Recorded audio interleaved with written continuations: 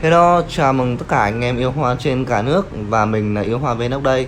Ok thì anh em, hôm nay mình sẽ gọi là quay và chia sẻ cho anh em một loài hoa rất là đẹp mà lại rất là phổ biến ở Việt Nam, đó chính là hoa đỗ nha.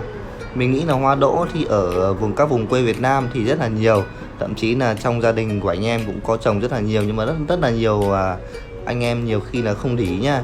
Đó thì hôm nay mình sẽ quay cho anh em về vẻ đẹp của một loài hoa hoa đỗ, một loài hoa mang lại một cái giá trị kinh tế rất là thấp cho người dân lao động ở Việt Nam nha. Đây thì anh em có thể màu chủ đạo của hoa đỗ nó chính là màu trắng nhá. Thì xung quanh là có cái tu xung quanh sông rất là đẹp này. Rồi thì mình sẽ bình luận tới đây thôi.